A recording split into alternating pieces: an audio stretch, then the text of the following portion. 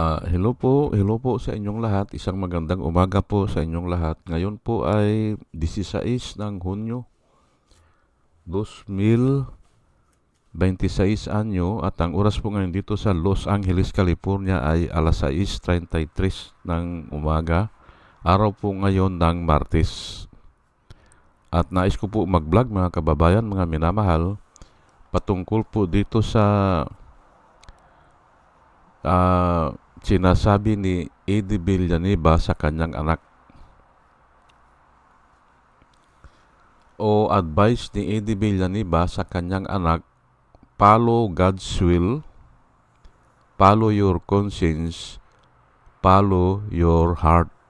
Yan po mayroon pa siyang sinabi na huwag kang susunod o huwag kang makinig doon sa mga kasamahan mo dyan na politiko. Yun pero hindi na ako aabot doon.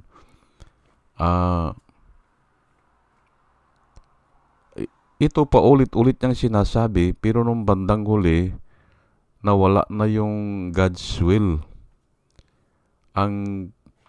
Ang sinasabi na niya ay follow your conscience o follow your heart.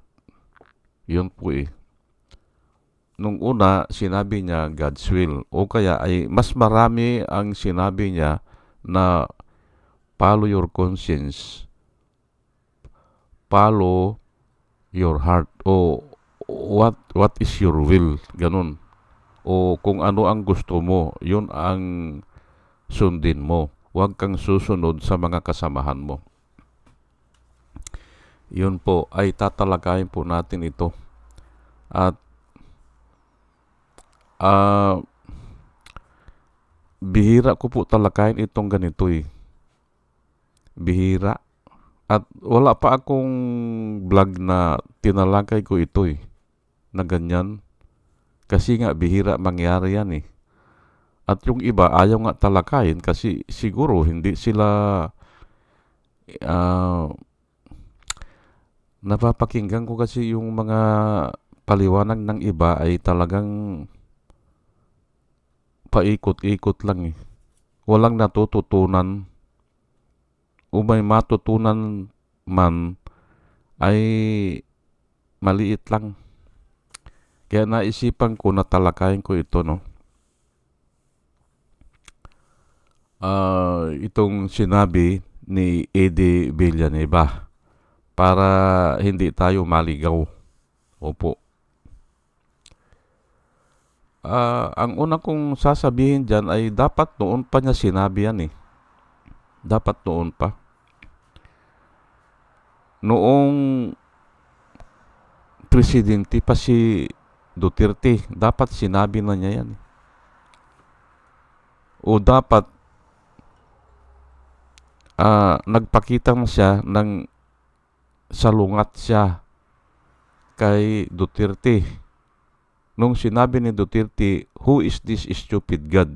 Kasi preacher siya Preacher siya, nangangaral siya.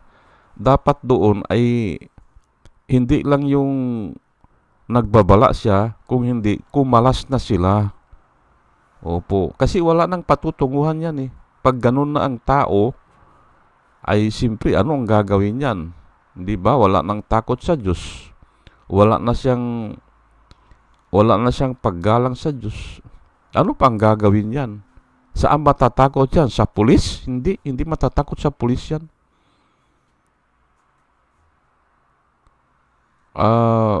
Pag ang tao walang takot sa Diyos, yung pulis walang kwenta sa kanya. Papatayan o magpapakamatay na yan. O kaya ay babayad yan para patayin yung mga kalaban niya. Kasi nga walang takot sa Diyos. Walang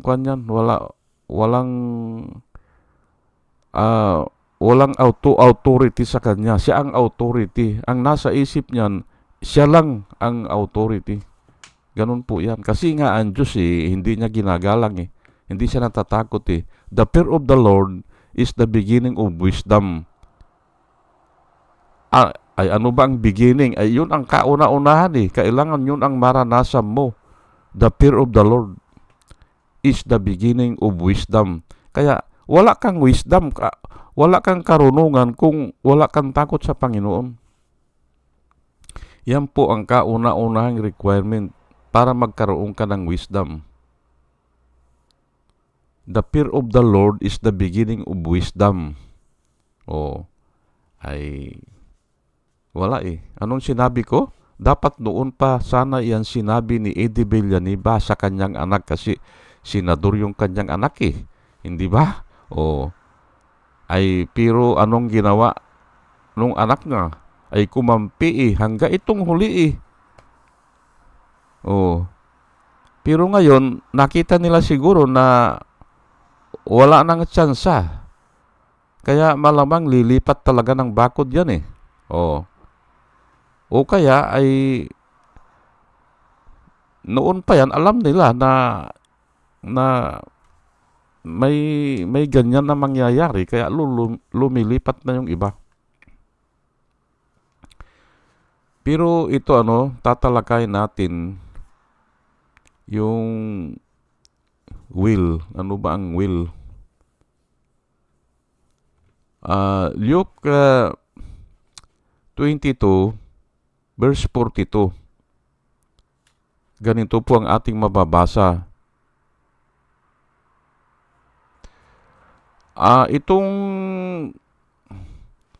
para hindi tayo maligaw, kinikwento ko kung bakit nasabi ito. Bakit umabot si Jesus Christ na ganito ang sinabi niya sa Luke 22 verse 42. Pero ito, nakarecord din ito sa tatlo ang sumulat nito. Tatlong gospel. Maaring apat, pero yung isa ay medyo iba-iba kasi ang words na ginamit o iba-iba ang pagkasabi. Ganun, Ngayon, dito ay iniistorya ni Jesus Christ yung kasasapitan niya, yung kamatayan niya. At ito ay, kung hindi ako magkamali, ito ay naganap sa Garden of Gethsemane nung gabi na dadakpin na siya. Dito niya nasabi ito. Parang naguguluhan na siya o parang malungkot siya. At nakarecord nga doon sa Garden of Gethsemane nung inaalala niya yung mangyayari sa kanya, yung ipapako siya. Hindi pawis ang tumulo sa kanya dugo. Dugo. Dahil nga sa napakalungkot niya o iniisip niya yung mangyayari sa kanya. Kaya niya nasabi ito. At nag-research po ako noon, yung dugo ang ipapawis. Normally kasi ang ipinapawis natin ay yung pawis talaga Pero naka-record sa Biblia, ang ipinawis ni Jesus Christ ay dugo. At ang mga medical practitioner po, mga doktor, kinonfirm po yan. Mayroong pagkakataon talaga na ang tao ay papawis ng dugo. Pero extreme, sabi niyan, extreme na hardship o extreme na kalungkutan o takot, ganyan. Nangyayari daw yan sa tao. Pero ito, nirecord kay Jesus Christ na nangyari yung sa kanya. Okay, ito ang sinabi niya, saying, Father, if it is your will, take this cup away from me, nevertheless, not my will, but yours be done. Ayan po. Kaya may will po ang Panginoon o yung Father o yung tatay niya o yung Diyos. Kung tawagin natin ay Diyos, may will. At ito si Jesus Christ may sariling will. Kasi nga bumaba siya dito bilang isang tao. Mayroon siyang will. At ang sabi niya, Father, if it is your will, take this cup away from me, yet not my will, but yours be done. Sabi niya. Ang ibig sabihin, ipinagkaloob na niya ang will niya sa Panginoon o sa kanyang Ama o sa Diyos na tinatawag natin. Ipinagkaloob na niya. Ayaw na niya na masunod yung will niya. Bakit? Ay delikado po eh. Kaya ipinagkaloob na niya o parang ibinabalik niya sa Panginoon yung will na ibinigay sa kanya bilang isang tao. Take this cup away from me, not my will, but yours be done. Sabi niya. Hindi ba? O, yung kung ano man ang kagustuhan ng Panginoon, ayun ang masusunod. Kasi nga, delikado po talaga eh. Kasi nga ang tao kung minsan ay hindi mo alam kung biglang lumaban o biglang magpakamatay o maghurimentado o umatras. Hindi ba? O, kaya ang sabi niya, your will be done. O, yours will be done, ang sabi niya. Yan po ano, bakit niya sinabi yan? Kasi alam niya ang tao ay pwede magpalit ng pananaw eh, o ng will. Yan po, delikado po eh. Yung iba eh, nasugatan lang, ayaw na eh. Yung iba, ginigipit lang yung negosyo, ayaw na eh. Ayaw nang lumaban. Hindi ba? Yan po ang tao. Yan po ang katotohanan sa tao. Hindi ba? O, nag-iiba ng pananalita, nag-iiba ng pananaw, o nag-iiba ng will. Yan po ano. Ngayon, John 12 verse 27.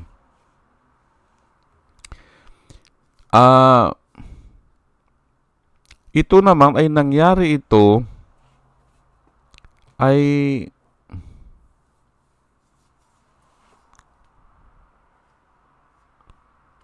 ito rin yun ano yung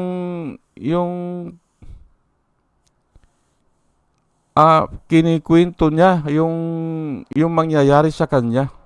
Kinikwento niya ito eh. Itong John 12 verse 27. Now my soul is troubled, sabi niya. So ang tao mayroong soul. Kanina may will. My soul is troubled. And what shall I say? Father, save me from this hour. But for this purpose, I came to this hour. Sabi niya. My soul is troubled. Sabi niya. Naguguluhan. Ayan po. Naguguluhan. And what shall I say? Sabi niya, Father, save me from this hour, but for this purpose, I came to this hour. Sabi niya.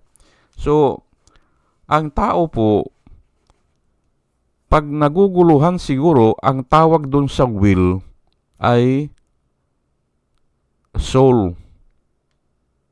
Yan po, no? Yan ang nakikita ko dito eh. My soul is troubled, sabi niya eh. Bakit ang sinabi niya ay soul? Hindi niya sinabi na my will is troubled. Hindi ba? O sa pag-aaral ko ng Biblia, ang soul ay yung konsensya mo eh. O yung ano yung desisyon mo. O ano ka. Yun. O ano ang pamantayan mo sa buhay, ganun yan eh. Yung parang ganun yan, ano? Kasi yun ang ito-torture po eh. Sa katapusan ng panahon, ay yun ang ito-torture po eh. Kung hindi ka na-save, yung soul. Naka-record po yan sa Biblia. When a man dies, sabi po ng Biblia, when a man dies, kung namatay ang tao, these three will disintegrate. Nakasulat po sa Biblia yan. The soul, the body, and the spirit. Tatlo po yun. Ang tao po kasi ay consist of three. may physical body, mayroong soul, at saka mayroong espiritu na ibinigay ng Diyos. Ano po ang mangyayari? The physical body will return to dust where it came from. Maalala nyo na si Adan ay ginawa sa pamamagitan ng putik, hindi ba? O, putik. O, yun ang babalik sa lupa. Yung espiritu, palagay ko, yung hininga ng Panginoon, yung breath of life, babalik sa Diyos na siya ang nagbigay. Remember ha, kaiba tayo sa hayop kasi yung hayop, hindi naman hiningahan yun eh. O ang halaman, hindi naman hiningahan eh. O.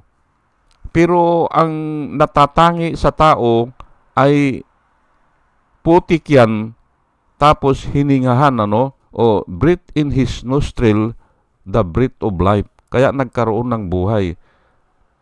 Became a living being, ang nakasulat po sa Biblia. So, ano na yon? Physical body, susunod ay spirit, which is the breath of life, palagay ko lang ha, at saka yung soul.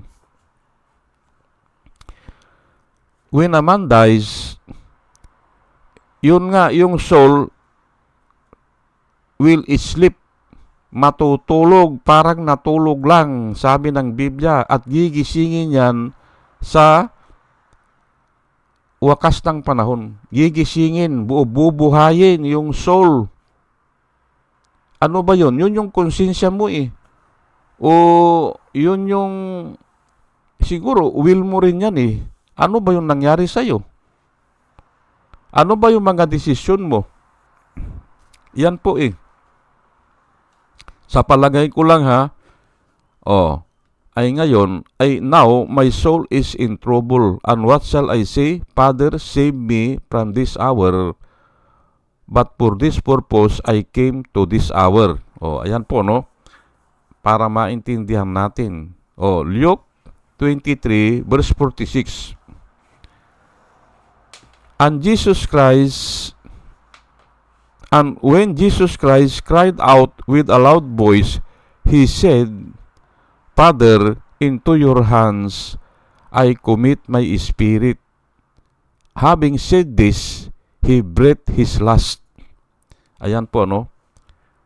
Ay sumigaw si Jesus Christ habang siya ay nakabayubay doon sa krus ng Kalbaryo. Nung ipinako siya doon, ay ang sabi niya ay, Father, into your hands I commit my spirit. And he breathed his last. Yun na ang kahuli-hulihan niyang sinalita o sinabi. Ano ang ikinumit niya o ibinili niya ang kanyang espiritu sa kanyang ama? Hindi ba? So, may spirit ang tao, ay mayroon ding soul kasi binanggit ni Jesus Christ na may soul, hindi ba? At saka yung itong will, yung una na not my will, sabi niya, but yours be done. Pero nga ako, itong will na ito, kung sigurado siya, siguro ang tawag niya ay will.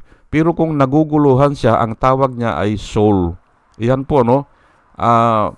Ngayon ay puntahan natin o balikan po natin yung sinabi ni Eddie Villanueva.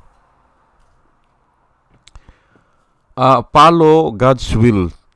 Lahat po ng tao, dapat yan ang sinasabi. Follow the will of God. Pero nga hindi nagagawa yan dahil malakas ang hatak ng salapi. Nasa Biblia po yan. Malakas ang hatak ng kayamanan. Kaya, yung ayaw magnakaw, dahil tinuruan ng huwag kang magnanakaw o huwag kang mangangalo niya, huwag kang papatay ng tao, huwag kang magsisinungaling, o huwag kang magtestify sa hindi totoo, hindi nagagawa kasi nga malakas ang hatak ng kayamanan ng mundong ito. Mas gusto nila ang kayamanan. Kaya questionable po yan. Follow the God's will. Ay sa katotohanan naman po ay si Kibuloy po yan din ang parating sinasabi, hindi ba? Pero bakit siya nagmamaltrato ng mga minor de edad, hindi ba? Na mga babae, magaganda, hindi ba? Ayan po eh. Hindi ba? Kasi malakas po ang hatak ng laman. Maniwala na po kayo sa akin. Unless na ikaw ay tutulungan ng Panginoon o mahabag sa sayo, hindi ka makakaligtas dyan. Yan po ay ito, follow your conscience, sabi niya. Ay problema po yan kung yan ang sasabihin. Kasi ang konsensya ng tao, depende na naman yan Depende yan Kung saan ka nahilig ka sa kayamanan, hindi ba? Ay ito si Joel Villanueva mayroon pang kwan ito, yung mutya ng Bulacan ata Ay paano yan? Paano sasabihin ni Eddie Villanueva, follow your conscience? Ay kung mahilig din siya sa ganon, mahilig siyang kumuha ng pira ng gobyerno, hindi ba? Ay 2 bisis na ito Kay Napoles, iskandal, at saka ito lang naman ngayon sa flood control. Kaya questionable na po yan, yung konsensya niya. At pinaliwanag ko na ano ba yung konsensya? Yun yung pag-iisip niya. O ano yung kabuuan niya? O ano siya? Hindi naman na nahahawakan ang konsensya, hindi Hindi mo nakikita yan. Pero na-analyze mo yan. At may nagsasabi, hindi ba?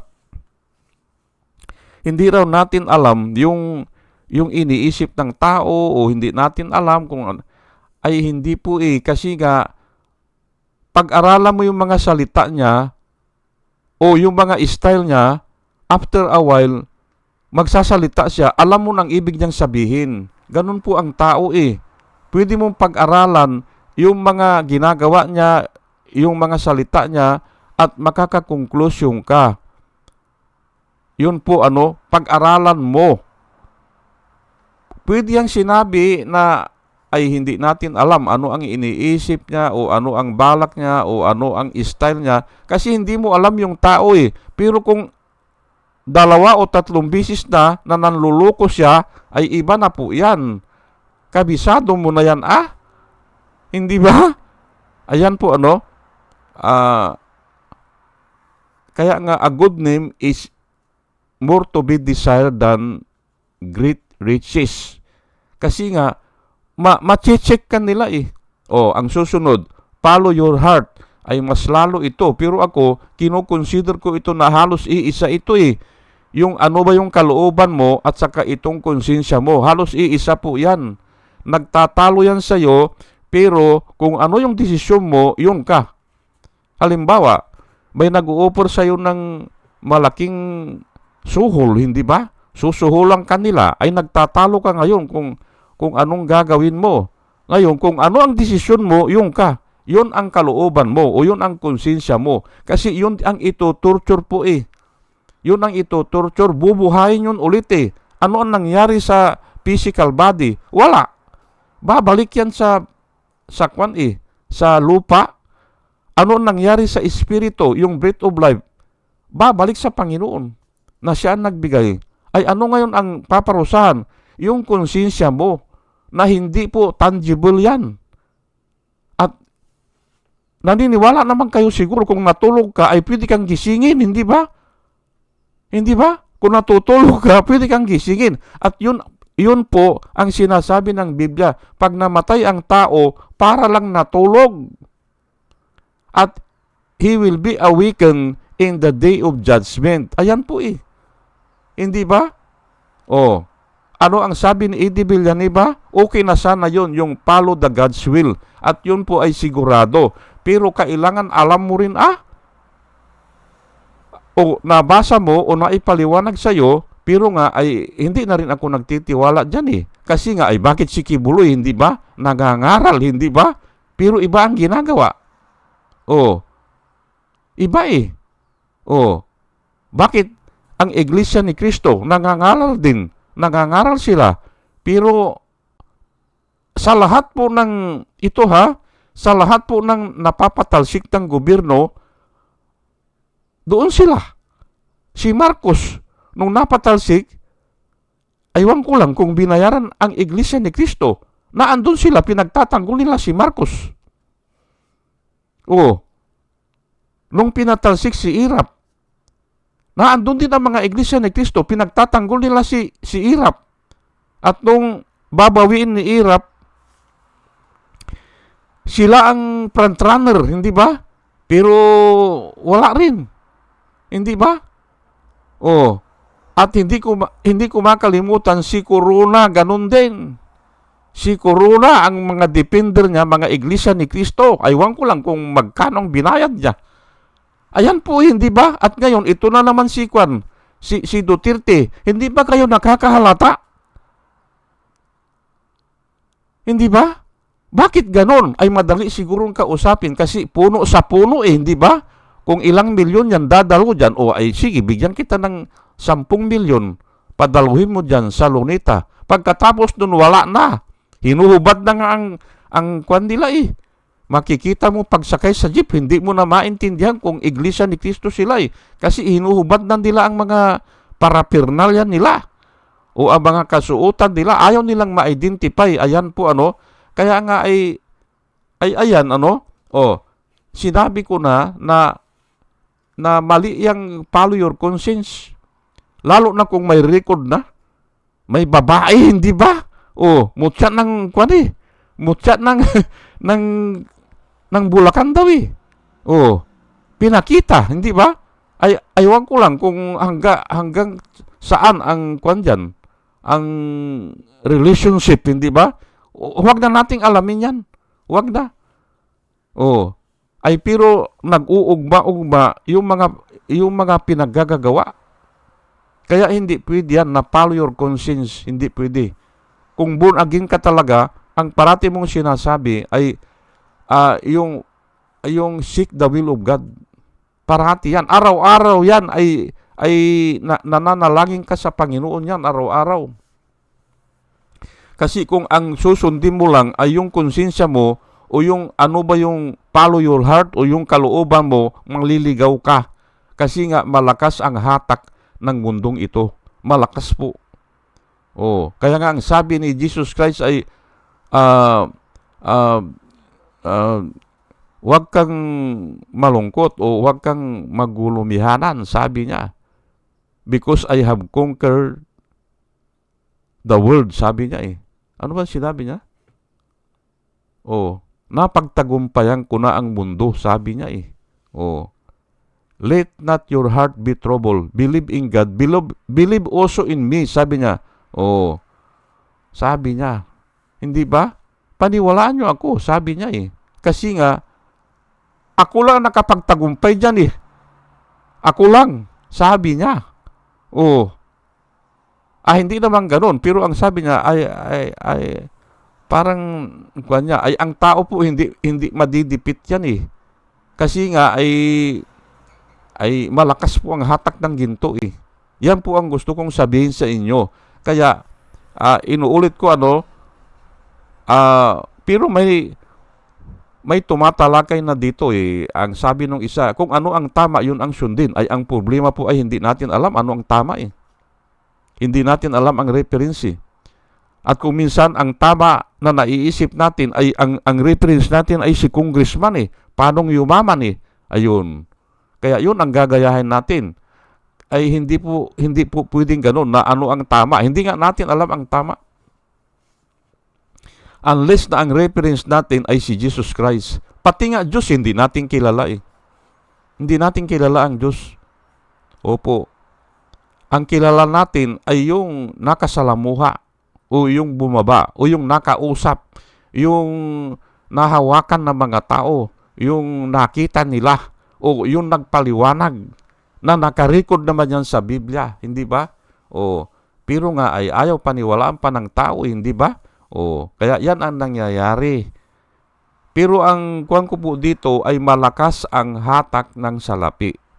Kaya hindi pwede nasasabihin ni Eddie Villanueva na follow your conscience. Problema nga ang konsensya niya eh. Problema eh. Bakit dumidila? Dila siya. Hindi ba? Ginagamit niya ang dila niya. Tama ba yan?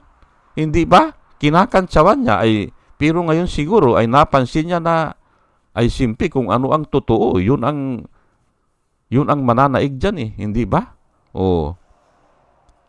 Ayan na nga, no? O sige po, hanggang dito na lang po, ano, at sana sa ating pakikinig po ay nagkaroon tayo ng wisdom na nanggagaling sa Panginoon. At muli mga kababayan, mga minamahal, isang magandang umaga po sa inyong lahat at salamat po sa inyong pakikinig. Salamat po ng marami. Salamat po.